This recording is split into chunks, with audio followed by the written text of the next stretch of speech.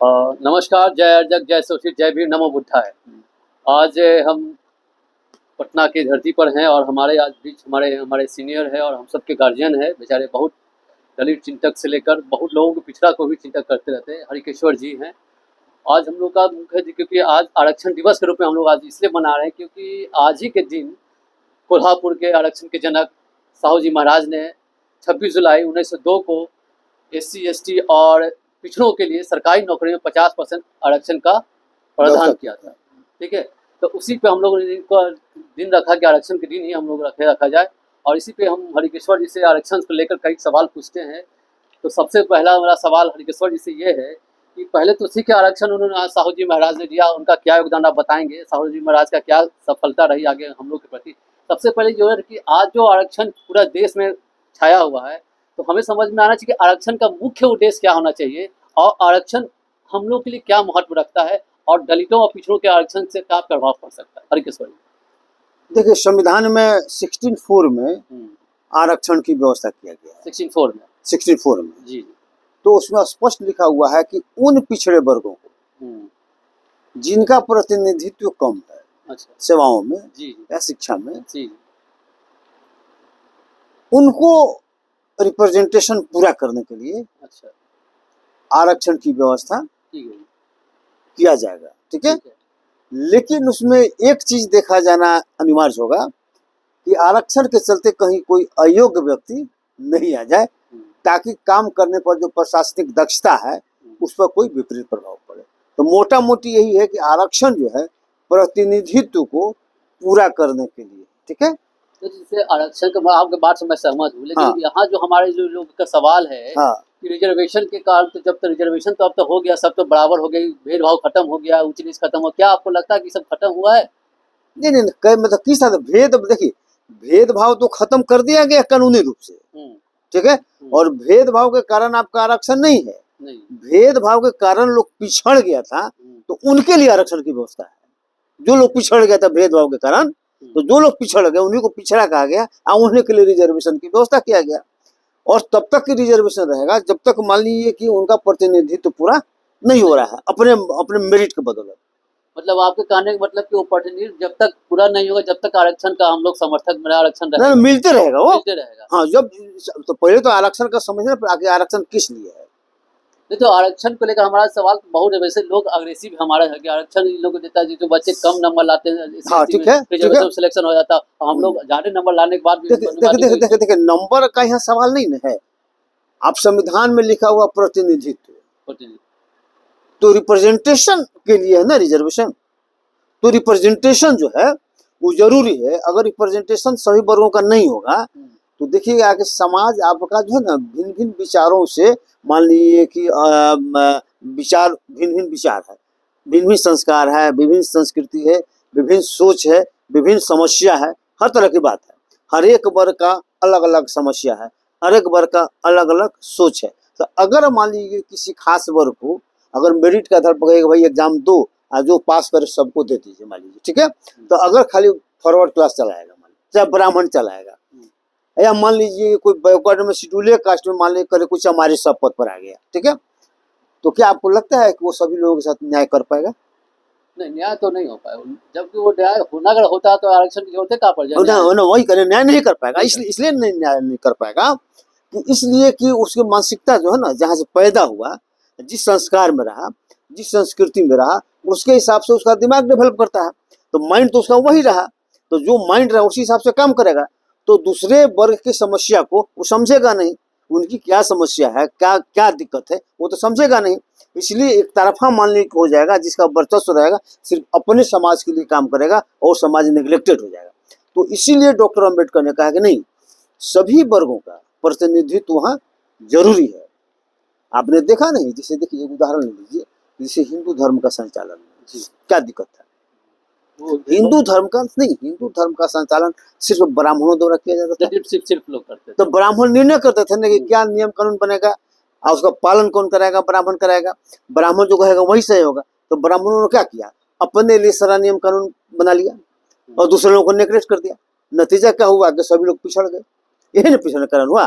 तो इसीलिए इसी सोच कर डॉक्टर अम्बेडकर ने और हमारे जो मनीषी थे और हमारे जो समाज के एक तरह से कहिएगा महापुरुष लोग थे, उनके विचारों को, जैसे फुले के विचार मालिक हुआ, डॉक्टर ये गौतम बुद्ध का विचार हुआ, कबीर का विचार हुआ, सभी के विचारों को समेकित करते उन्होंने इस निष्कर्ष में पहुंचा कि अगर रिप्रेजेंटेशन जिस वर्ग का नहीं होगा उस वर्ग के साथ अन्याय होगा, उसको कोई नहीं रोक सकेगा।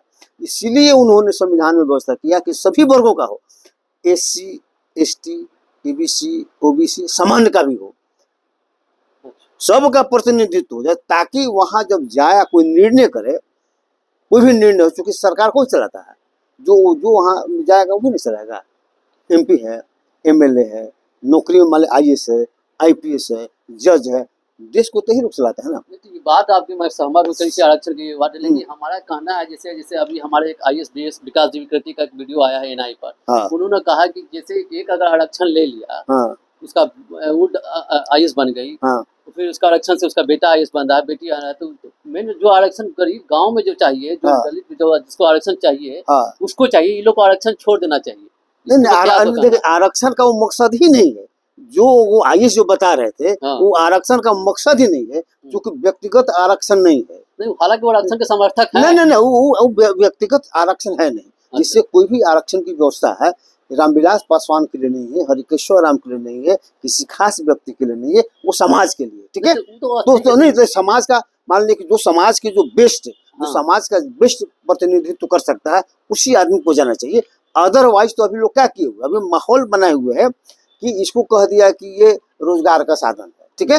रोजगार का जब साधन है, गरीबी उन्मूलन का कार्यक्रम है, तब कहता है कि भाई तो गरीब को दीजिए, तो गरीब को दीजिए, तो गरीब को देने से आपका जो संविधान में जो व्यवस्था है, संविधान का जो उद्देश्य, उसकी पूर्ति थोड़ा होगा। मान लीजिए जाके सिर्फ नौकरी करने से नहीं पूर्ति होगा, आपको वहां जाकर प्रतिनिधित्व करना है ना। हालांकि अभी तक नहीं हो पाया है, अभी तक कोई नहीं कर रहा है, अभी तक वही कर रहा है, इसलिए लोगों को दिमाग में लगता है कि नौकरी कर रहा है इसका मतलब अपना पेट भर रहा है, परिवार को मालिक देख होगा, समाज को नहीं देख रहा है, ठीक है। लेकिन इस उद्देश्य से दिया नहीं गया है। उद्देश्य तो ये है कि वहां जाके कोई भी निर्णय करेगा, निर्णय में सहायक होगा और अपने समाज के प्रति अन्याय को रोकेगा। ये व्यवस्था हुआ देश के संचालन में, आरक्षण का व्यवस्था इसी उद्देश्य से किया गया। लेकिन अभी तक उसको गड़बड़ कर दिया गया है, उसको मान लिया गया कि गरीबी उन्मूलन कार्यक्रम है, तो जो गरीब है उसको उठाइए। गरीब को उठाने का कार्य नहीं, गरीब को उठाने से कितना आदमी को उठाएगा भाई। मान लीजिए 1% नौकरी है तो 1% आदमी को नहीं उठाएगा, तो उठाने का किसी को नहीं है, उस किसी को उठाने और किसी को गिराने के लिए रिजर्वेशन नहीं है। जब प्रतिनिधित्व है, मतलब समाज के हित में वहां लड़ने के लिए बनाया हुआ है कि आप जाइए वहां, आप देखिए कि आपके समाज के साथ अन्याय तो नहीं हो रहा है ना।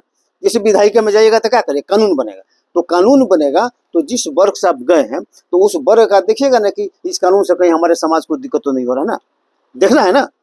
उसी तरह मान लीजिए कि कोर्ट है, कोर्ट में अगर जुडिशरी में क्या दिक्कत हो रहा है, जुडिशरी में बैकवर्ड क्लास का, शेड्यूल कास्ट का, OBC का प्रतिनिधित्व नहीं हो रहा, जिसके कारण क्या हो रहा है कि सारा निर्णय चलता है, नहीं, इसलिए सारा निर्णय क्या हुआ, इनके खिलाफ आता है ना। अगर प्रतिनिधित्व रहता तो ऐसा नहीं होता, ठीक है। आपका पॉलिटिकल में कुछ प्रतिनिधित्व होता है, लेकिन पॉलिटिकल में बहुत ज्यादा गड़बड़ नहीं होता है, ठीक है। कुछ होता है लेकिन बहुत ज्यादा गड़बड़ नहीं होता है, लेकिन आपका वहाँ आदमी है, चुनाव है, जीत के जाता है।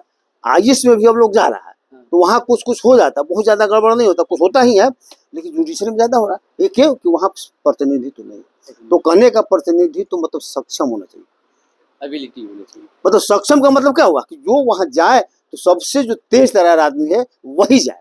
मतलब इसीलिए लोग कहता है ना, आपका वो सवाल का जवाब हो गया कि भाई ज्यादा नंबर वाला नहीं आता है, कम नंबर चला जाए, तो इसका जवाब यह है कि सभी वर्ग के योग्य लोगों को ही भेजा जाता है। जनरल में जो सबसे योग्य हुआ हो गया, बैकवर्ड OBC में जो सबसे योग्य हुआ हो गया, शेड्यूल कास्ट में जो सबसे योग्य हो गया हो गया। अब SC ST का आरक्षण ज्यादा, तो SC ST का आरक्षण को खूब लोग जनरल लोग विरोध करते हैं, लेकिन हमारा सवाल है कि जनरल को जो 10% जो EWS मिला है, हाँ। उस पर क्या वो लोग उसको यूज कर रहे हैं, क्या उसका सबसे ज्यादा फायदा वही ले रहा है, इस पर आपको क्या कहना है? नहीं, वो तो एकदम बिल्कुल गलत है ना। देखिए इसका तो आपको EWS आरक्षण को मिलना चाहिए कि नहीं मिलना चाहिए? नहीं, एकदम नहीं मिलना चाहिए। देखिए वजह क्या है ना, ये क्या किया लोग कि गरीबी उन्मूलन कार्यक्रम प्रमाणित करने के लिए अच्छा। कि रिजर्वेशन गरीबी उन्मूलन कार्यक्रम है, इसलिए ईडब्ल्यूएस को देख के आप समझिए कि सारा गड़बड़ करने के लिए ये सब ईडब्ल्यूएस आरक्षण लागू कर अब ये दिया गया। यूपीएससी एसएससी का जो रिजल्ट है जिसमें कोई मिश्रा एससी बनकर आईएएस बनी, इस पे आपको क्या कहना है? बहुत गलत हुआ।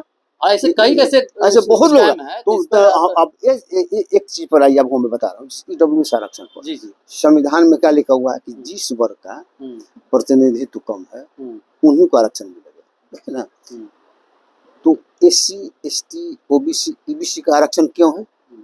क्यों है? क्योंकि इनका प्रतिनिधित्व कम है। और इनका प्रतिनिधित्व कम क्यों है? सामान्य परिस्थिति में नहीं, सामान्य अगर परिस्थिति हो तो इनका कुछ नहीं मिलेगा, सब फॉरवर्ड कास्ट ले लेगा। इसका मतलब फॉरवर्ड का जो प्रतिनिधित्व होना चाहिए था अपने हिस्सा से बहुत ज्यादा है, तब ना उनको रोकने के लिए इनको रिजर्वेशन दिया हुआ है कि अपना हिस्सा भर लो। नहीं समझे कि जितना आपका हिस्सा उतना भर लो, और मान लें कि इनको जो हिस्सा इनको लेने दो, अगर नहीं तो रिजर्वेशन की जरूरत नहीं था। तो कहने का मतलब जिस कारण से रिजर्वेशन है उस कारण को फिर बढ़ा दिया गया, जिनका ऑलरेडी प्रतिनिधित्व ज्यादा था तो ईडब्ल्यूएस आरक्षण देकर उनका प्रतिनिधित्व को बढ़ाने का तो कर दिया गया। मतलब ये बढ़ाने का काम किया, एक तरह से अनबैलेंस होगा समाज को कहा कि गरीब सवर्ण जातियों के लिए ईडब्ल्यूएस आरक्षण, इस पे आपको क्या कहना है? अरे तो वही तो गरीबी उन्मूलन कार्यक्रम नहीं है, जाके क्या करेगा वो? क्या करेगा? है क्या करेगा? जो सवर्ण तो मान लो कुछ ऑलरेडी उसको ज्यादा वहां ही है।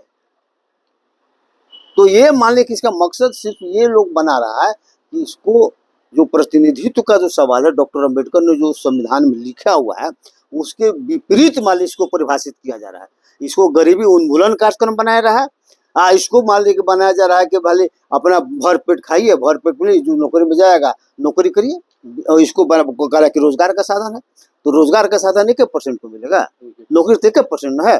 तो रोजगार के लिए दूसरा व्यवस्था है, गरीबी उन्मूलन का दूसरा व्यवस्था है। ये प्रतिनिधित्व का मामला है, लेकिन प्रतिनिधित्व को नहीं कोई देना चाहता है, इसलिए प्रतिनिधित्व दे देगा, सही प्रतिनिधित्व समाज को मिल जाएगा तो बेईमानी रुक जाएगा। तो मैंने पूरा बात आपको कहने मतलब कि आरक्षण वह हथियार है मैंने एससी के लिए प्रतिनिधित्व तय करे और समानता का एक मैंने जो लोग वहाँ जो जाए वो समाज का प्रतिनिधित्व करे और समाज के साथ अन्याय नहीं होने दे, इसीलिए व्यवस्था हुआ। क्या आपके लगता है कि वर्तमान सरकार है, मोदी सरकार, क्या ये आरक्षण समाप्त के करने की साजिश रच रही है कि नहीं? नहीं, देखिए आरक्षण कोई खत्म नहीं करना चाहता है, ना ये खत्म करेगा ना कोई खत्म करना चाहता है। अच्छा। ये आरक्षण का मतलब ही समाप्त कर देना चाहता है। अच्छा, आप रहिए लेकिन उसका कोई मतलब नहीं रहेगा। जैसे गिनती के लिए गिना देगा कि चलो भाई इतना है तो उतना तुम ले लो, जाओ, उतना ही आदमी मिलेगा ना, लेकिन सब कुछ हम करेंगे। तुम बीच में प्रतिनिधित्व मत करो, समाज की बात कोई नहीं करेगा, हम जो निर्णय लेंगे वही मान्य होगा। यही उसको है कि उसी को डाइल्यूट करने के लिए रिजर्वेशन को ये इस तरह का बीजेपी कर रही है, कांग्रेस भी वही करे और आरजेडी या जदयू भी वही कर रही है। ठीक है। अच्छा, अब तो आरजेडी अब जदयू वालों कैसे तो पिछड़ों की पार्टियां हैं कहने के लिए ना। आप बताइए, सुनिए, आप बताइए कि आरजेडी में आपसे पूछा जाए कि अति पिछड़ा का कौन प्रतिनिधि है? कोई? हाँ, ताकि अति पिछड़ा कोई समस्या हो तो वो जो कहे आरजेडी मान ले, है कोई? नहीं। इसका मतलब प्रतिनिधित्व का विरोधी हो गया हो।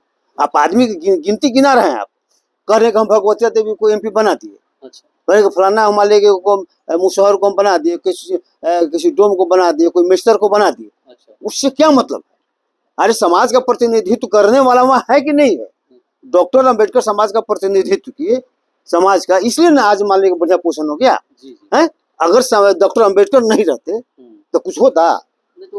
उनको इतिहास में नहीं, क्यों? इसलिए कि उनको नॉलेज था ना समाज का प्रतिनिधित्व के ना। संविधान लिखने में उन्होंने देखा ना कि समाज के साथ क्या अच्छा हो सकता है, देखा ना, वो किसी का बेईमानी नहीं किए। तो आपके कहने का मतलब कि बिहार में जो पिछड़ों की पार्टियां हैं, सामाजिक न्याय नहीं, नाम के लिए है ये, सब का पैटर्न एक है। वो चाहता है कि समाज के कमजोर वर्गों को हम प्रतिनिधित्व करने का अधिकार नहीं दे। वो गिनती के लिए उनको हम दिखा दे कि भाई हमारे पार्टी में भी इतना शेड्यूल कास्ट है, इतना अति पिछड़ा है, इतना है, नाम के लिए, गिनती के लिए। वो खाओ पियो मस्त रहो, समाज का प्रतिनिधित्व मत करो। समाज के प्रतिनिधित्व को रोकने के उनके पास पूरा उपाय है। मतलब जो बीजेपी चाहती है, जो कांग्रेस चाहती है, वही लोग ये लोग चाहता है। मतलब एक तरह से सोशल जस्टिस की परिभाषा को इन लोगों ने गलत दिशा में ले जाके गड़बड़ कर दिया, जिसका नतीजा हुआ कि समाज के लोगों को न्याय आज नहीं मिल रहा है। नहीं तो ये लोग तो पार्टियां जैसे लालू यादव हो गए, नीतीश कुमार हाँ। से दलित पिछड़ों के लिए 8 दिन काम कर रहे क्या हैं। कर रहे हैं बताइए ना, प्रतिनिधित्व अब कहाँ किसी को दिए, सक्षम प्रतिनिधित्व दिए। प्रतिनिधि ये अभी जो रिसेंटली बिहार में आरक्षण 65% जो नहीं 65% 100 कर दीजिए, देखिए मान लीजिए 65% के, तो 65% लोग जो जाएगा उसको लो अपन नौकरी मिलेगा, वो अपना खाएगा पिएगा अपने परिवार को चलाएगा ना, ठीक है। और लोगों का क्या होगा, जबकि वहां जो जाने वाला चाहिए वो जाने वाला चाहिए कि वो अपना काम तो करे ही और समाज के लिए लड़े भी। तो समाज के लिए कौन लड़ेगा, जो तेज तर्रार होगा, जो जानकार होगा, इंटेलिजेंट होगा, वही नहीं लड़ेगा। जो समाज का, चूंकि आप संविधान में देखिए ना, जिसका रिप्रेजेंटेशन कम, रिप्रेजेंटेशन को पूरा करने के लिए दिया हुआ है ना, नौकरी करने के लिए थोड़ा दिया हुआ है। आप पढ़िए ना, उसमें 64 में स्पष्ट लिखा हुआ है जिनका प्रतिनिधित्व कम है। इसका मतलब क्या हुआ, प्रतिनिधित्व के रूप में आप जा रहे हैं, प्रतिनिधि के रूप में जा रहे हैं, प्रतिनिधित्व को पूरा करने जा रहे हैं। अब प्रतिनिधित्व का मतलब क्या हुआ कि समाज के साथ न्याय दिलाने के लिए जा रहे हैं। मतलब आपका पूरे कहने का मतलब कॉन्सेप्ट ये है, जो भी पार्टियां यहाँ से जाती है, अति पिछड़ा या दलित पिछड़ा जो वहाँ जाता है, हाँ, तो बोली तो अपने समाज के लिए बोलकर कि हम वहाँ काम करते हैं, हाँ, लेकिन जनरली वहाँ वो लोग काम नहीं करते, बल्कि वो पार्टियों का गुलाम हो जाते हैं। गुलाम मतलब वो समाज का प्रतिनिधित्व नहीं करके पार्टी का प्रतिनिधित्व करने लगते हैं, और पार्टी का वही काम होता है जो पार्टी का नेतृत्व करता है, ठीक है। और समाज के काम करने पर इन लोगों को मनाही है, किसी को हिम्मत नहीं है कि समाज के बात को उठा ले पार्टी के हित के विरोध में। जैसे चिराग पासवान तो कहता है कि संविधान को खत्म नहीं होना, आरक्षण को लिए हम 8 दिन लगा देंगे, नहीं खत्म कर देंगे, क्या तो कहाँ कोई खत्म कर रहा है भाई। तो सुब्रमण्यम स्वामी कहा कि नहीं रिजर्वेशन रहेगा, लेकिन इसका कोई मतलब नहीं रहेगा। जिस उद्देश्य से डॉक्टर अम्बेडकर ने आरक्षण लागू किया, उस उद्देश्य की पूर्ति नहीं हम होने देंगे। बात आपका पूरी बात समझ गए, लेकिन हम जैसे आज हम कोल्हापुर समाजवादी महाराज जी ने जो आरक्षण सरकारी नौकरियों में दिए 50%, क्या आपको लगता है कि सरकारी नौकरी में जो आरक्षण मिले उससे तो आज हमारा IAS और IPS बन रहा है, लेकिन जहां हमारा प्राइवेटाइजेशन में रिजर्वेशन नहीं, वहाँ क्या दिक्कत? नहीं, चूंकि देखिए प्राइवेटाइजेशन में तो चूंकि आपका वहाँ है ना, वहाँ प्रतिनिधित्व करने का अपने नहीं जाइएगा, तो वहाँ व्यक्ति जाएगा। देखिए वहाँ व्यक्ति जाएगा, जैसे मान लो नौकरी करता है, नौकरी किया आपने, एक कंपनी नहीं करके उस कंपनी में किया, उस कंपनी में नहीं, कंपनी में किया, ये रोजगार के लिए वहां जाएगा, रोजगार के तक ठीक है, लेकिन वहां पर प्रतिनिधित्व नहीं करेगा, क्योंकि उस सरकार का नहीं है। ये सरकारी जो पद है, क्योंकि देश तो इसी से न प्रभावित होता है। देश को कौन प्रभावित करता है, कार्यपालिका करेगा, विधायिका करेगा, न्यायपालिका करेगा, यही ना देश को प्रभावित करता है। एक वो चिट्ठी निकालेगा, करोड़ों करोड़ों लोग प्रभावित हो जाएगा। तो मेरा कहना क्या, जैसे लोग कह रहे हैं कि क्या प्राइवेटाइजेशन में आरक्षण चाहिए कि नहीं, जिसपे आप क्या कहते हैं? देखिए रिजर्वेशन दे, हाँ, लेकिन उसका बहुत ज्यादा मकसद नहीं होगा, ये होगा कि जिसको नौकरी मिलेगा वो अपने परिवार को चलाएगा, ठीक है। उसे बहुत समाज को, देश को उसे बहुत ज्यादा लेना देना नहीं है, ठीक है, व्यक्तिगत तौर पर उसका हो जाएगा। उसी तरह से अभी भी नौकरी में भी वही किए हुए, जबकि नौकरी की व्यवस्था, सरकारी नौकरी की व्यवस्था दूसरे कारणों से किया होगा, उसका उद्देश्य दूसरा है, लेकिन उस उद्देश्य की पूर्ति नहीं होने दिया जा रहा है, प्रतिनिधित्व नहीं करने दिया जा रहा है, सक्षम प्रतिनिधित्व को रोका जा रहा है, और सिर्फ गिनाने के लिए, नाम के लिए कि भाई तुम ही चल जाओ, चलो हम तुमको लाए, 10 को शेड्यूल कास्ट लाना हो 10 को हम ला देंगे, लेकिन ऐसा आदमी को ला देंगे जो बिना काम करेगा, समाज का प्रतिनिधित्व नहीं रहेगा, उसके गुलाम भी रहेगा। हाँ, भगवा वही लोगों को मिलेगा। तो आपको कहने का मतलब कि जितना पिछड़ों की पार्टियां हैं, दलितों की पार्टियां सिर्फ बात बोलती है, अभी समझ नहीं रही है, उसको आज तो कुछ समझ ही नहीं रहा है कि रिजर्वेशन प्रतिनिधित्व है। वो तो समझ रही कि गरीबी उन्मूलन कार्यक्रम है, भाई गरीबी, हम गरीबी मिटा देंगे, ठीक है, जिसका नौकरी वो भी होता है, वो भी मान लीजिए जो नौकरी जाएगा तो स्वाभाविक है कि उसको वेतन महीना मिलेगा, खाना पीना वो भी मान लीजिए, लेकिन मूल काम वो नहीं है, क्योंकि मूल काम हमको है प्रतिनिधित्व करना, और उसमें ईवी हो जाएगा, प्रतिनिधित्व करने के कारण आपका ईवी उद्देश्य की पूर्ति हो जाएगा।